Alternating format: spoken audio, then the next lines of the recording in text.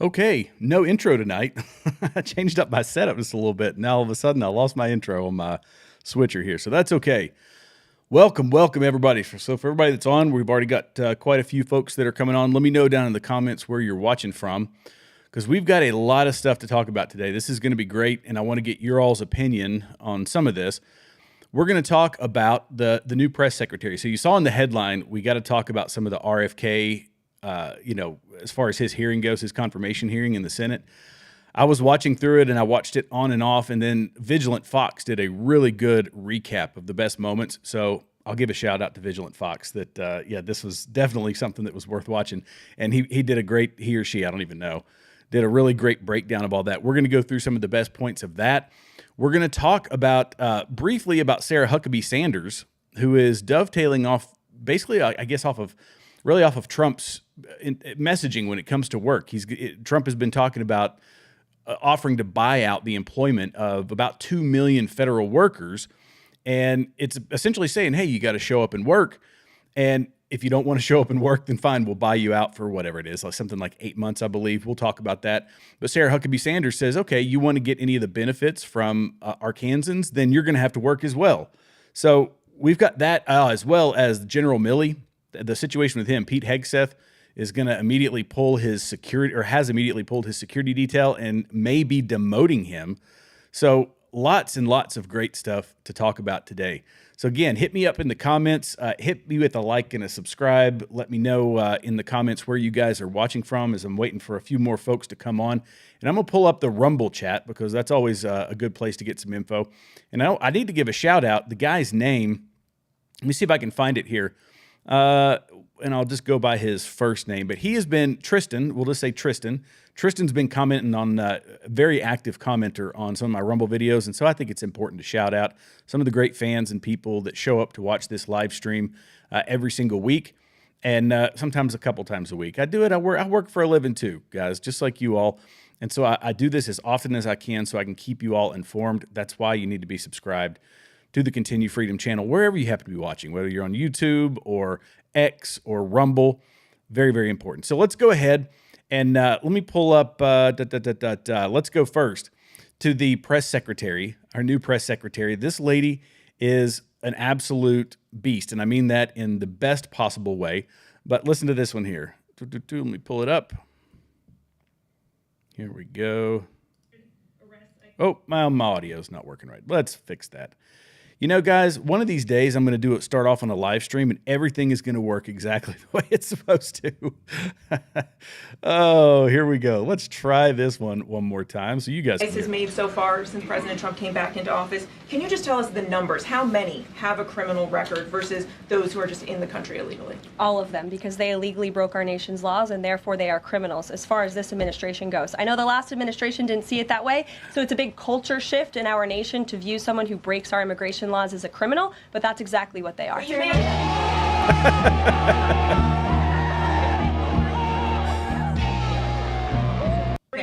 Oh, that's so great. But it's true.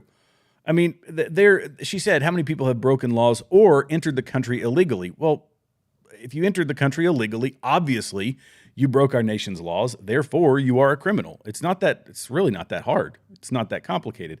But the left seems to really have an issue with that. I was watching the Krasensteins, and I've watched other people say, oh, but they're asylum seekers. Tom Homan said this in congressional testimony like 2 years ago or 3 years ago, however long ago it was, that it might have been even longer. He said, no, if you enter the country illegally, you are in violation of U.S. code. And if you want to be an asylum seeker, go through a port of entry. If you're sneaking through the desert just to pop into this country, and then these nonprofits, which, by the way, we're going to talk about in a minute, some of these nonprofits are pretty wild, but and then they help you get into another place and get you connected with government assistance, then now you are, in my opinion, not just an illegal immigrant for crossing the border, but you're also a thief for stealing from the U.S. taxpayers from a system that you have not yourself paid into, that you yourself have not paid into. I guess I said that right. Let's listen to this next one. This is great. Pause with so little notice. Why not give organizations? Why impose this pause with so little notice? Why not give organizations more time to plan for the fact that they are about to lose, in some cases, really crucial federal funding, There at was- least for a period of time. There was notice. It was the executive order that the president signed. There's also a freeze on hiring, as you know, a regulatory freeze, and there's also a freeze on foreign aid. And this is, again, incredibly important to ensure that this administration is taking into consideration how hard the American people are working. And their tax dollars actually matter to this administration. You know, just during this pause, DOJ and OMB have actually found that there was $37 million that was about to go out the door to the World Health Organization, which is an organization, as you all know, that President Trump, with the swipe of his pen in that executive order, is no longer wants the United States to be a part of. So that wouldn't be in line with the president's agenda. DOJ and OMB also found that there was about to be 50 million taxpayer dollars that went out the door to fund condoms in Gaza. That is a preposterous waste of taxpayer money. So that's what this pause is focused on, being good stewards of tax dollars. That's unbelievable. When I heard that, $50 million to pay for condoms in Gaza. And you know what they're doing with the condoms, by the way? There's a lot of video out there of this. They're using them to essentially as bombs. So they're filling them with different incendiary things and dropping them on people. I mean, imagine being killed by a condom in war. That would be horrific. But yeah, this is about being a good steward of taxpayer dollars. And we've forgotten that. We have long ago, we started to forget that this money is not, this is why I was talking in my last video that I'm a taxation is theft type person, because it's essentially the government, making you forego your Fifth Amendment rights to self-incrimination and then taking your money under penalty of jail, fine, whatever. They're taking your money and saying, we can now turn around and give you something back and we can spend it a lot better than you can. But it's not that you have an option to do it, right? Now, there's some people that argue you do, but you don't have an option for this. It's theft. It is absolute theft. Taxation is. So that's why I'm on board with Trump's plan to use tariffs and to tax and fine other countries.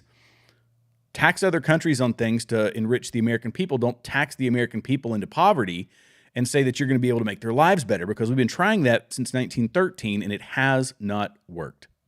It hasn't worked. So I want to talk about this. The lady was talking about the funding freeze that Donald Trump put in place. And this is one that I brought up it was when the border was really at its peak. It was before the election. And I was actually going to bring this up later because Elon Musk was talking about NGOs and how this funding freeze and all of this is directly going to impact employment and this, that, and the other. So this is what was posted. And it said it was already known that 13.4% of Americans work directly for the federal government. But it turns out a huge number of the 12.8 million nonprofit workers are also subsidizing entirely off government grants.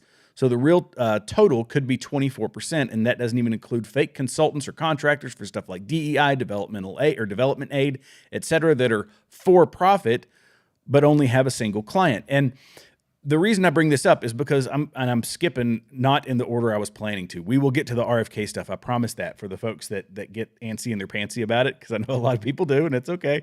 You can be antsy in your pantsy about it, but we will get to it. But this brings up, as I said, the point before, when the border was at its peak, the nonprofits were the one making a gargantuan sum of money. And I pulled up multiple, but I'm going to pull up one of the more egregious scenarios, and this is the Lutheran Immigration and Refugee Service, which sounds innocuous, it sounds nice, but we've learned that all these nonprofits at the border were essentially an arm of the federal government because of the quantity of money they were giving. And so I went and looked at their tax records. You can do it yourself, by the way. If you find a nonprofit, you say, I wonder how much money that nonprofit makes. You can search the name of that nonprofit and then just say EIN, which is their employee identification number. And it will bring up the EIN. You go to the IRS website, and there is a nonprofit lookup, and you can search it and find all their tax records for the past however many years. And I went back to 2016 with this one. And get this, look at these, listen to these numbers. And I should have brought up a graphic, but actually, I could probably pull this up. This is from my notes, so bear with the any spelling errors there may be in here, because it is, it is. Let's see here. Let me pull this up. All right. Let me just blow that up. And this will be good. It's easier for you to see it. I should have made a graphic for it. My apologies. We're live. It's alive. Okay, so Lutheran Immigration and Refugee Service. Okay, in 2016, total revenue was $69 million, and $64 million of that was from government grants. In 2017, $52 million in total revenue, and $45 million was from government grants. In 2018, $50 million and $41 million from government grants. Pardon my spelling error there. 2019, $63 million and $52 million in government grants. There's nothing shown on the IRS website for 2020, but then you go to 2021, and they went up to $114 million, getting $93 million in government grants. So between 2019 and 2021, it basically almost doubled. And then in 2022, they were getting $207 million with $179 million in government grants. And this is what they're talking about, that these nonprofits, you know, I love nonprofits. A lot of them do some really great things. And I know deeply and intimately about some of them. They are phenomenal, but they're out there doing the hard work, trying to get people to donate their hard-earned money for, whatever just cause they may have. Some of them are nefarious, some of them aren't. But in this instance, these are essentially arms of the federal government in getting nearly, almost a fifth of a billion, so whatever that is, 179 million in government grants. And in 2 years, they're getting over a quarter of $1 billion from the federal government, which means from us, from our taxpayers, in order to help this human smuggling ring that was going on at the southern border. And the reason I mention this is because we're talking about downsizing. You're talking about downsizing the federal government, downsizing federal employees, and Trump says that he's going to shrink, he offered to buy out 2 million federal workers, and people were doing cheetah flips over this one. Did you guys see this? Like, people were absolutely losing their minds over it. But he plans to give all federal employees the option to accept a, quote, deferred resignation, offering a severance package that includes about 8 months of pay and benefits. And that's a huge buyout. But when you do the math for people that aren't doing anything, first off, and just in the first year, if you're getting the buyout for the rest of this year, for 8 months of this year, it ends up saving us money this year. We've eliminated those jobs. We can decide which ones we're going to refill or not, and it becomes a long-term saving. So I see why they're doing it, but they found that a ton of these, a large number of federal workers are not actually showing up to work. The government-wide email being sent today is to make sure that all federal workers are on board with the new administration's plan to have federal employees in office and adhering to higher standards. We're 5 years past COVID, and just 6% of federal employees work full-time in the office. That is unacceptable, a senior Trump official told Axios. This is the Post-Millennial, by the way. If you guys don't watch the Post-Millennial, you are missing out. But White House Press Secretary Caroline Leavitt told reporters in a statement, quote, American taxpayers pay for the salaries of federal government employees and therefore deserve employees working on their behalf who actually show up to work in our wonderful federal buildings, also paid for by taxpayers. If they don't want to work in the office and contribute to making America great again, then they are free to choose a different line of work, and the Trump administration will provide a very generous payout of 8 months.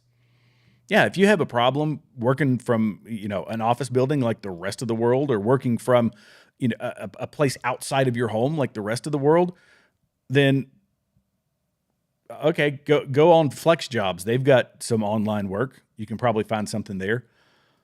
But I think this is good. These people are essentially, in a lot of instances, they're having margaritas in the middle of the day. Some of them had second jobs. Donald Trump said this. President Trump said this in a press conference. I believe it was today. And I thought I had that pulled up here, but maybe I didn't. Oh man, I thought I had it. But he said, where was it? Okay, well, I guess I don't have it. But yeah, he was saying that a lot of these people have other jobs, and that you can take the severance, but you're going to have to prove that for the past year, 2 years, whatever, you didn't have another job that you were doing while you put a mouse wiggler or whatever on your computer, your government computer, or just weren't really doing any work and were sitting there collecting a paycheck. Because, we don't owe you anything. If you got a free year where you were able to work 2 jobs while just checking in, once a week and getting your government paycheck, which are hefty, by the way, then we don't owe you anything. Then at that point, your job is just eliminated, in my opinion. I don't know. What do you guys think? I'd love to know who gets frustrated by this. Or who's okay with it. How about that? Who's okay with it? Good gracious. I'm not. I say shrink it, and I started looking. Gosh, I moved past the JR. I'm going to get to the RFK stuff, I promise. I promise. But I started looking at shrinking the federal government and who has done this in the past. And there's actually two surprising that were the largest shrinkers of the federal government, or ones to cut government employees. Calvin Coolidge, my favorite.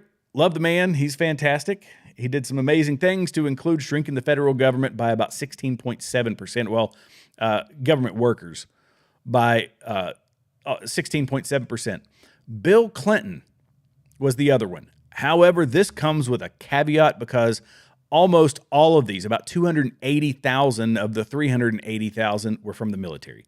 So he shrank the military, the DOD, and this was kind of in the post-Cold War era.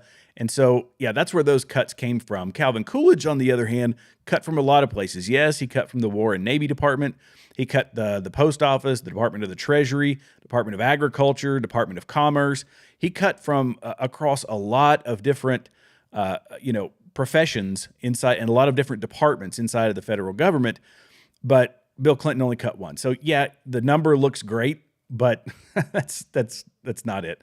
Harry Truman, he was one of the cutters. Dwight Eisenhower was one of the cutters. So we've had people in there, but my favorite, obviously, Calvin Coolidge. Love that guy. And it's also numbers versus percentages, right? So that's kind of the game that you have to play. But I was shocked when I read that Bill Clinton had actually shrunk the federal workforce. And then I read, okay, well, it was all in the DOD. So, all right, that doesn't really count. Okay. By the way, as we've got more and more folks coming on, be sure to hit me up down in the comment section. Let me know where you were watching from. I would love to know where you were watching from. Okay, let's see here. Let's go to the RFK stuff. Oh, this was so glorious. And this is, I think these are all the ones from Vigilant Fox, which, as I was saying before, is where I got a lot of this stuff. They did a great recap, or he or she, don't know who it was, who they are. But let's listen to Mark Warner. They were trying to trap him. They were trying to trap RFK all day long, and it just wasn't working. The guy is, he's quick, he's smart, and this has been a consistent message with all of Trump's picks. These people, I mean, it's not that it's that difficult, really. When you're up against a Democrat, when you're up against the left, their ideology is so nonsensical that it's not really hard to refute it.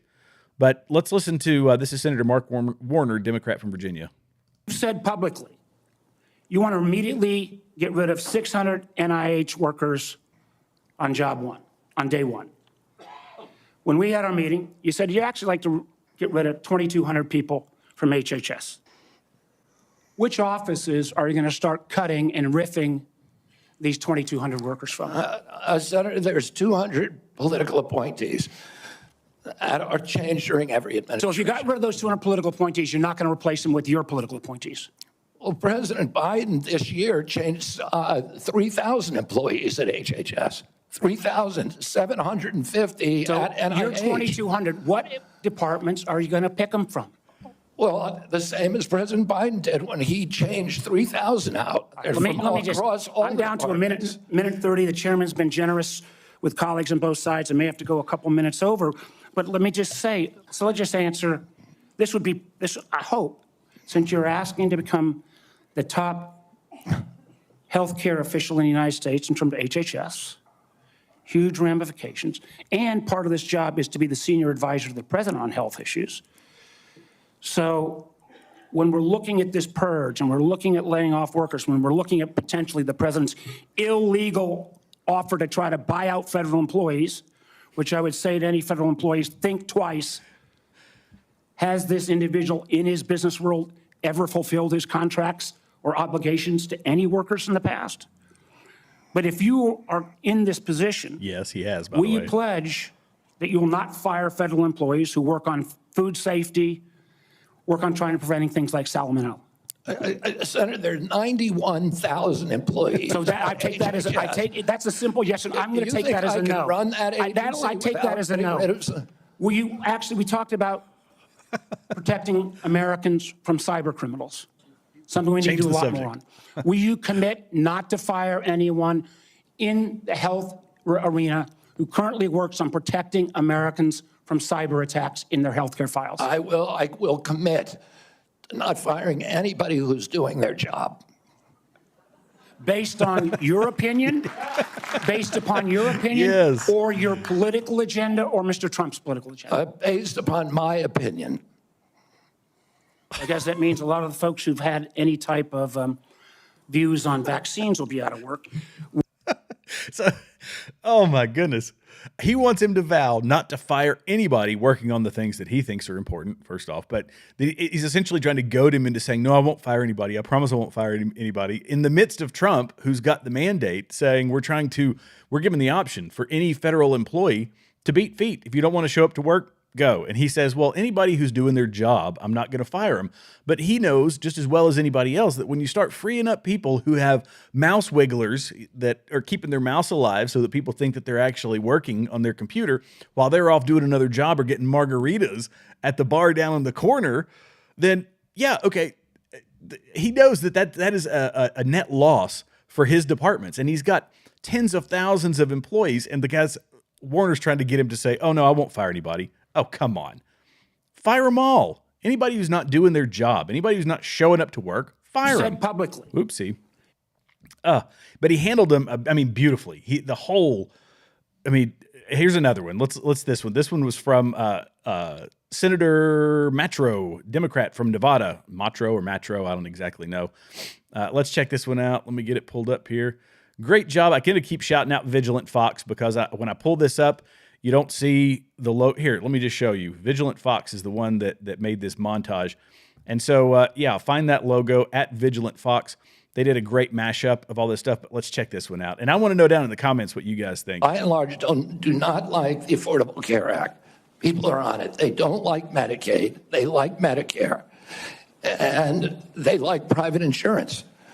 We need to listen to what they would prefer to be on private insurance. Most Americans, if they can afford to be, will be on private insurance.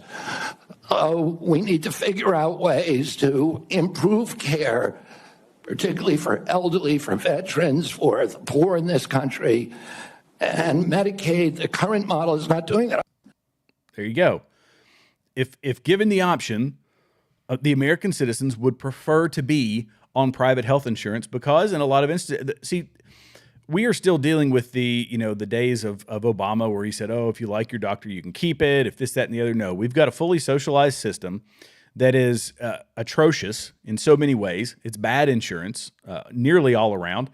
And he's saying, no, the current system is busted and we need a change. We need something different.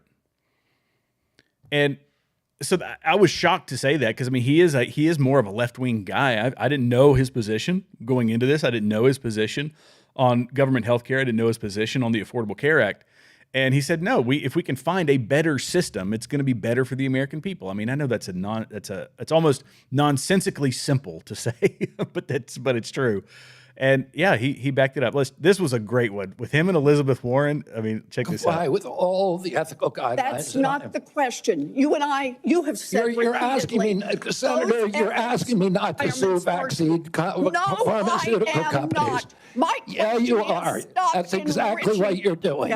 Look, no one should be fooled here. As Secretary of HHS, Robert Kennedy will have the power to undercut vaccines and vaccine manufacturing across our country. And for all of his talk about follow the science and his promise that he won't interfere with those of us who want to vaccinate his kids, the bottom line is the same. Kennedy can kill off access to vaccines and make millions of dollars while he does it. Kids might die, but Robert Kennedy can keep cashing in. Senator, I support vaccines. I support the childhood schedule. I will do that. The only thing I want is good science, and that's it. How about then say you won't make money off what you do as Secretary of HHS? Clear that Mr. Kennedy has gone through the same Office of Government Ethics process as every single other nominee in the Finance Committee this year and in previous administrations. In addition to listing his assets, including the items that you've identified, he has signed an ethics letter that has been reviewed by the Office of Government Ethics concerning any possible conflict in light of its functions and the nominee's proposed duties. And we have a letter from the Office of Government Ethics that he hasn't complied completely with all applicable laws and regulations governing conflicts of interest. Shocking. Mr. Chairman, point of information here. Have we had a single nominee come through who's made $2.5 million off suing one of the entities that it would be regulating? Okay. Can we just take a pause here? She's saying that if after he leaves as the Secretary of HHS, that he can no longer, as a lawyer, have any lawsuit against pharmaceutical companies or any of the people that he's regulating. He's not friends with these people, and he goes on to say that here, and I think it's in the next clip. He makes it very clear that he's not friends with these people, but this is what he does. This is what he does. Now, we could talk about the people who, just happen to end up in the military-industrial complex on the board of, say, Boeing, after being maybe something like ambassador to the UN, and then became a millionaire. I mean, we can talk about that sort of thing, but the guy's rich now. He goes back to the same job he was doing before, going after the very people that he is supposed to be regulating, not cozying up to them. And plans to keep getting a take of every lawsuit in the future? Have we had that before? I haven't reviewed the past documentation of every other nominee's financial interests, and so no. But I know that every single time we get a nominee. Just that logic, there is no logic applied. When Elizabeth Warren comes out and says that, there is no logic being applied. In that instance, Elizabeth Warren is saying anybody who holds any federal job can't go back to doing what they were doing if, because of your expertise that you came into this position with, of being involved in the health industry, namely going after the health industry, that you can't go back to your other job, not for the health industry, but against the health industry, or I say the health industry, against the pharmaceutical industry. Her argument is completely nonsensical. Let me know down in the comments if you agree with this. Great day in the morning. The next one that we're going to look at, this one was, again, Senator Warren. I don't know if this was serious, but how in the world, if you know anything about RFK Jr., this cannot be taken seriously. Check this one out. This one's great. Junior, I'm going to get to your comments here in a minute. Anybody else has got some comments, go ahead and throw them down there. Junior's one of those guys that fires up the comments when he's on. And Trump asked you to, quote, clean up corruption and conflicts. Sounds great. You've said that you will, quote, slam shut the revolving door between government agencies and the companies they regulate. That also sounds great. So here's an easy question. Will you commit that when you leave this job, you will not accept compensation from a drug company, a medical device company, a hospital system, or a health insurer for at least 4 years, including as a lobbyist or a board member? Can you just repeat the last part of the question? Can I commit You're to not going to take money from drug companies in any way, shape, or form. Who? Me? Yes, you. Yeah, I'm happy to commit to that. Okay, good. That's what I figured. I said it's an easy question to start with. Why ask it? There's not a single American that thinks that RFK Jr.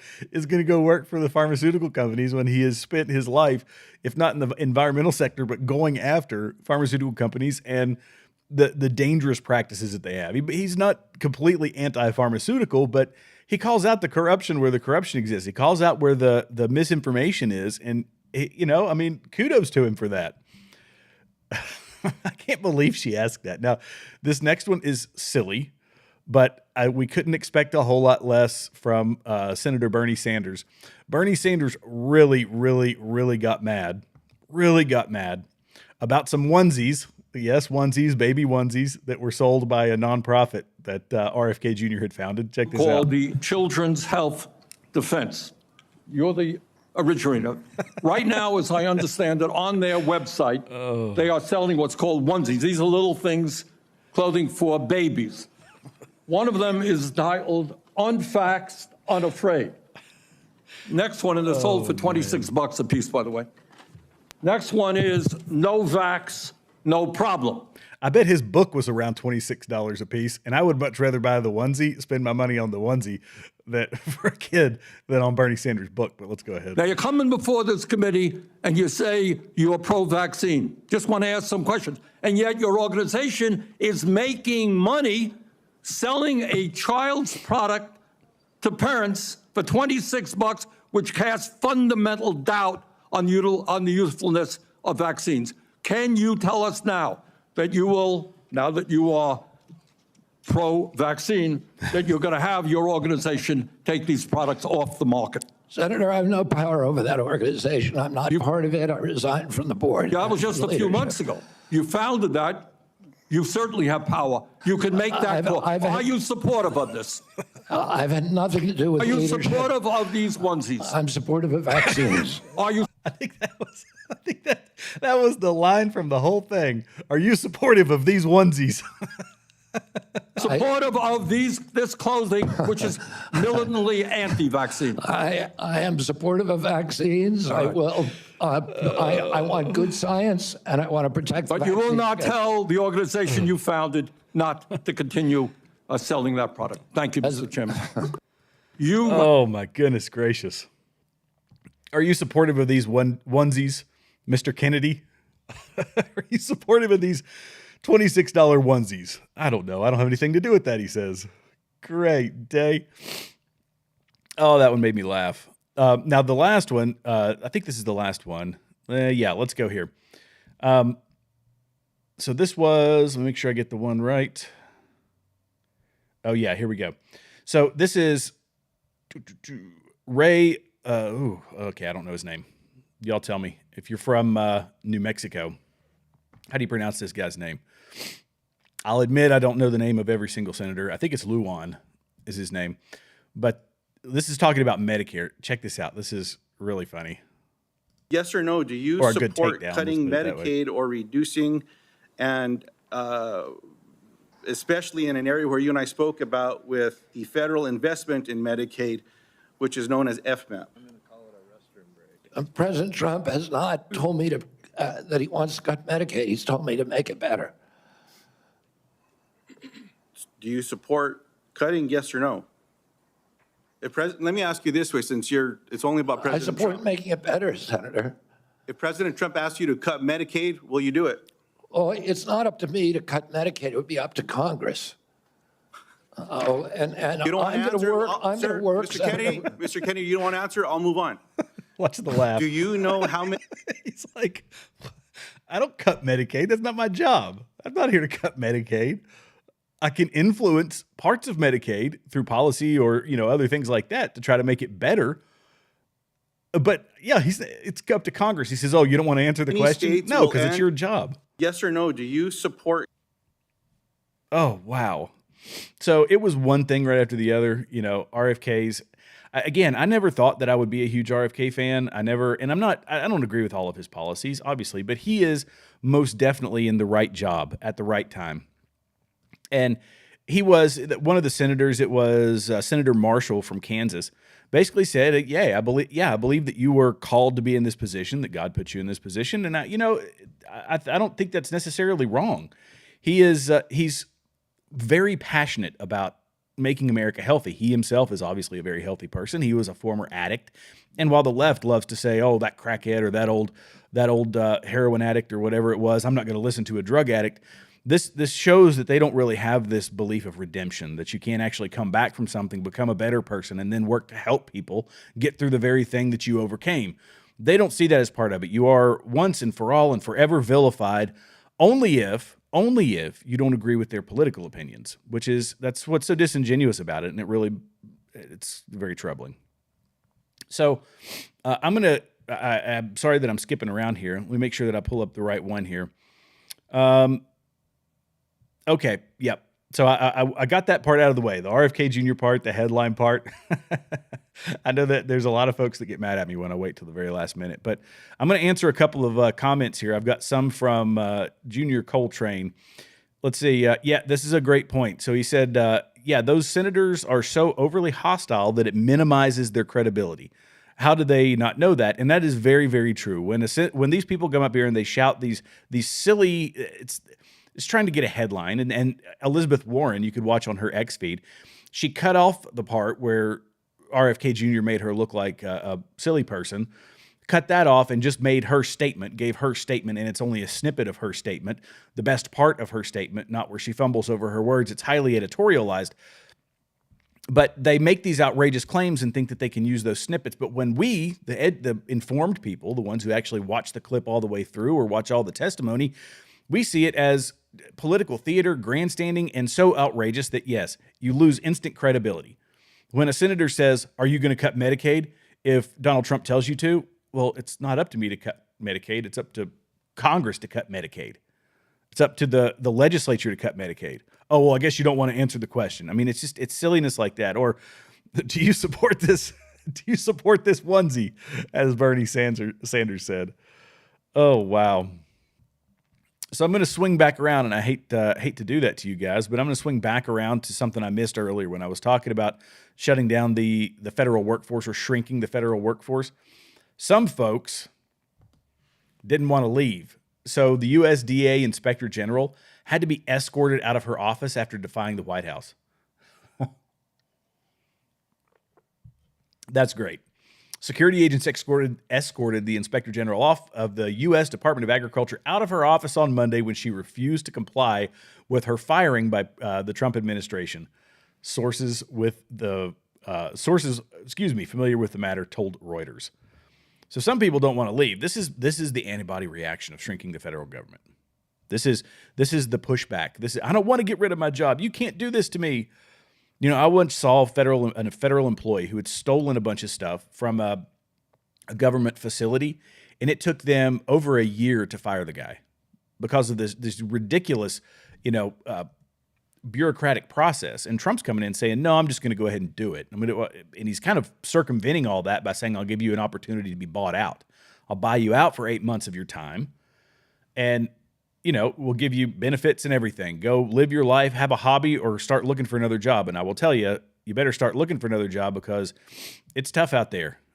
While there are available jobs, you might be taking a step back in your career. So let's talk next. Let's go to the, let's go to the southern border and talk about that for a minute. Tom Homan, this guy is a beast. Love this guy. I've always liked him, but now that he's able to actually do something, he always talked about it, and you watched him in congressional testimony, and he's just amazing when he's in those high pressure situations. Absolutely amazing. But this is the latest numbers, January 28th. So this was yesterday.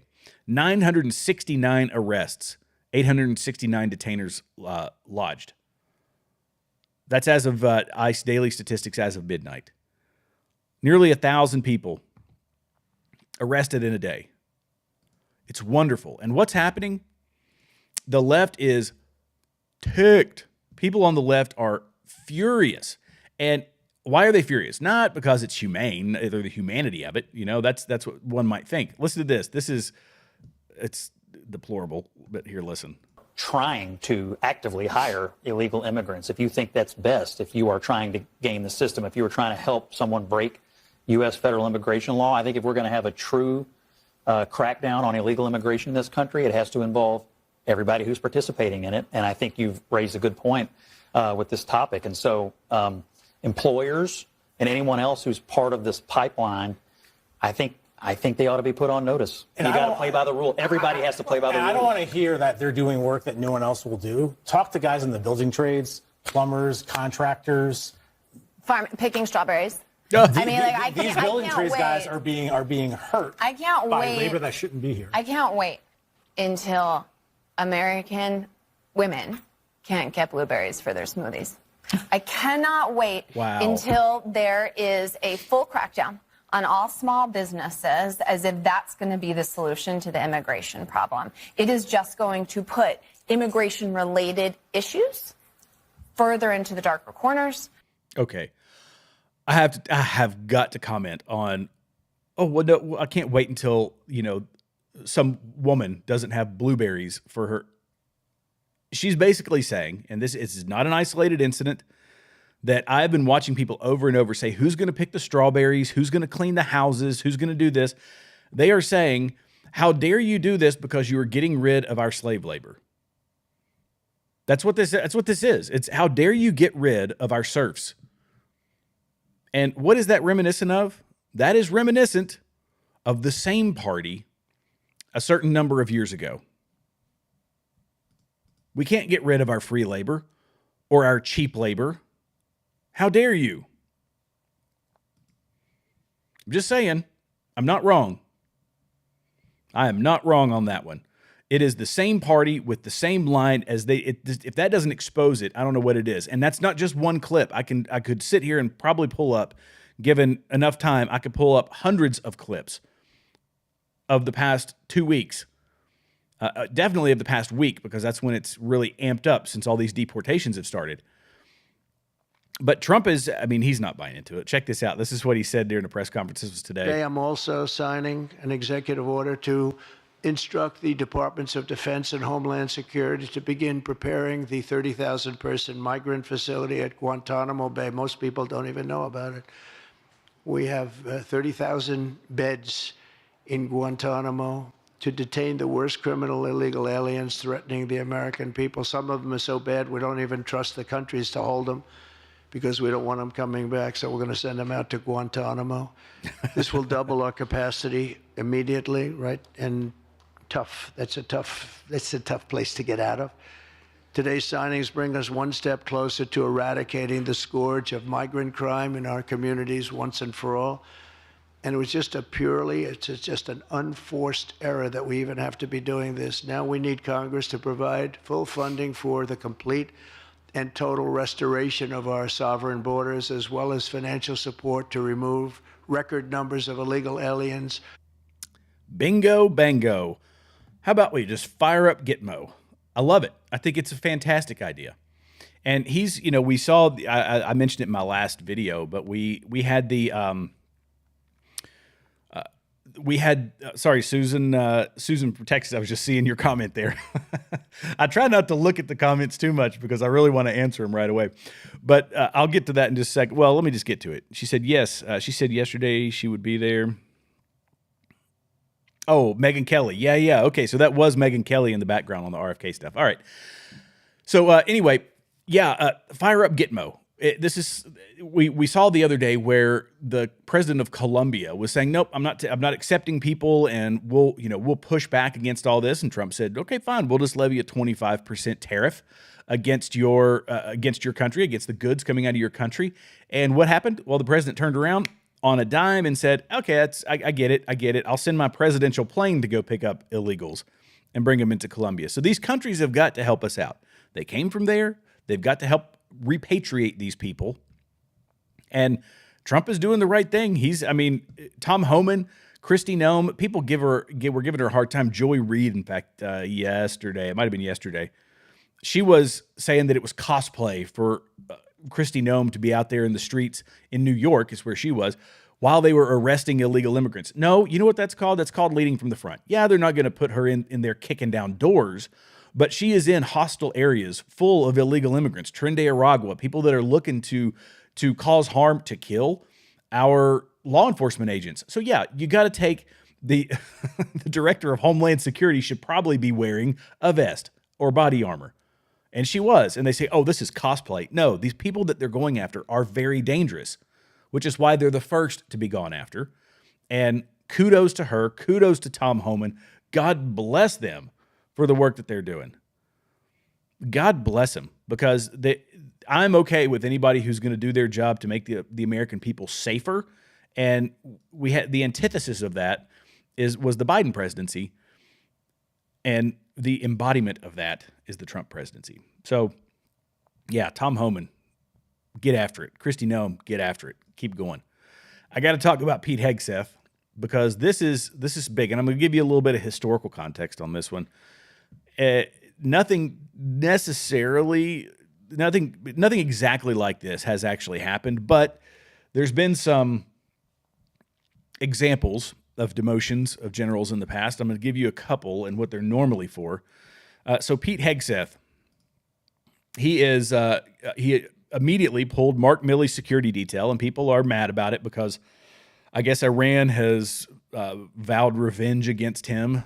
And so Pete Hegseth is set to announce, this was, by the way, on yesterday. So I don't know, well, I guess it hasn't been announced yet, but Pete Hegseth is set to announce he will be immediately pulling the security detail off of retired General Mark Milley in retirement. Milley may be demoted in retirement if an IG finds evidence showing he took action to, quote, undermine the chain of command in the first Trump term. And if you all don't remember what that was, he was going behind Trump's back, talking to Chinese officials, unbeknownst to Trump, and essentially undermining what Trump was saying. So when Trump uses his harsh negotiation tactics, Milley goes behind his back and says, I won't let this happen. The president says this, but I won't allow this to happen. I won't allow that to happen. And that definitely warrants an investigation when you get foreign governments involved in something like that. Or, well, a general, the chairman of the Joint Chiefs, coordinating with foreign countries, a lot of them hostile, behind our backs. And so, according to Fox News, the newly appointed Secretary of Defense will shortly announce that Milley will no longer have a personal security detail, and if the IG finds enough evidence, let me skip over that. A portrait of Milley has already been removed from the Pentagon and was taken down last week within a few hours of Trump taking office. Fox reported that the second portrait will be removed as soon as tonight. When a senior Trump official was asked about why the actions were taking place, the official replied, there is a new era of accountability in the Defense Department under President Trump's leadership, and that's exactly what the American people expect. Wow. So I said, okay, is this common? I mean, how often is this? You know, I probably would have heard about it if it was during my time in the military. And, okay, in the Civil War, we had, most of these, by the way, are not demotions. Some of them are. But General Cox, McClellan, and Butler, all three of them, one of them, let's see, most of these weren't formal demotions. They just reassigned them to less significant roles. And so General Cox, after the Battle of Franklin, his basically poor performance, and he was reassigned. General McClellan, this was after, let's see, this was after Antietam, so that was him. He retained his rank, but he was moved into another command. General Butler, this was, the Bermuda 100 campaign, retained his rank, but was moved from active military operations. Then during World War II, General Fredenall, but the one you probably know was General Patton. And General Patton, he was relieved of command after the slapping incident. If you've seen the movie, it does a great job. But you can read Killing Patton, by the way. It's a Bill O'Reilly book. If you have not read that, it's unbelievable. Unbelievable book. But he was, obviously, he struck the guy. He was related. It wasn't related to combat losses. It was because of his behavior and his decorum. And then you had General Karpinski, that was after the Abu Ghraib incident. And I'd forgotten about that one. That was during my tenure, on my time on active duty. But that was it. And so now we've got a guy who, for things that a lot of people say could be criminal, and that's up to the IG and the lawyers and all those people to determine. But boy, it's a bad optic. It does not look good. He went around the president to a hostile nation and was undermining what he was saying, undermining his negotiation tactics, undermining that. That's not a good look, people. It's not a good look. So yeah, he shouldn't have a security detail. It's bad. It's a bad look. So, okay, the next one that we're going to cover, let me see if I can find that. Oh, yeah. Okay, this is the last one, and then I'm going to have to hang it up for tonight because I've got another podcast. If you are still on, go to the Braver Than the Rest podcast. You can find them on Rumble, on YouTube, and on Facebook is where they are. And I do Wednesday nights. We sit down and we talk about anything and everything, politics and all that great stuff. So be sure to join Braver Than the Rest. Join us tonight. It's at 9 p.m. tonight. So hop on there and take a look at it. And I don't know if you guys saw this or not, but this is the Dalton Mayor. This lady got into a fight. So I'll give you the first part of this, which is her. I do not handle that. Let's just give you an idea of her personality, of this lady's personality. She is, let me start off by saying, $224,000 a year salary that she was able to work out for herself. And in a bill that she wrote, that salary drops to $24,000 once somebody other than her takes this same office. So that's the poison pill to keep anybody from trying to run against her, is that she's getting paid $250,000 And anybody who beats her is going to get a salary of $24,000. How she worked that, I do not know. But let's listen to this. Anything as relates to with credit cards. As you heard me speak today in my board meeting about, I do not handle that. Some of those charges are for you, though. No, sir. You didn't go to Las Vegas? On the taxpayer's dime. You don't know if you were in Las Vegas? Of course I do. Did you fly first class to Las Vegas? Any other questions? You're not going to answer how taxpayer dollars are being spent? That seems odd. She's been called America's worst mayor. What do you mean? I just answered your question. You said you wouldn't answer about Las Vegas. You asked me a question and I responded. We can't band together at this time, at this moment. This is going to be Black History Month, right? Y'all all say Martin Luther King had a dream, but guess what? I am the dream. Y'all forget I am the leader. They want to hear from the mayor. If y'all ain't learned that yet. Black History Month. Of course I'm going to give away $1 million to help you pay your mortgage and your rent. Of course I am. The mayor, not the trustees that don't do nothing, that only run their mouth. We getting scrutinized in the media. For what? Loving on the people? Showing them that they matter to us? We going through the fires for y'all. It's Black History Month. As the first African-American female mayor of Dalton, of course I'm misunderstood. Y'all should be ashamed of yourself. Y'all black. Y'all are black. And y'all sitting up here beating and attacking on a black woman. Okay. So playing the victim card, but $100,000 spent on travel in just 5 months, $9,000 bill to Thornton Township for a January mayor's trip in Washington, D.C., $374,000 for 3 SUVs, $24,000 on restaurants in 1 year, $561,000 to repave her mother's home driveway with taxpayer money, $1 million on overtime for her own police detail, tens of thousands of dollars in charges at Walmart, Target, Jewel, and other stores, significant spending on first-class flights and Vegas trips, $24,000 for various expenses, including restaurants, over 1 year. $24,000 on restaurants. And this was a recent outbreak at a city council meeting. Local elections have consequences too, everybody. This is her and I believe her boyfriend, is my understanding. This was the ruckus that broke out.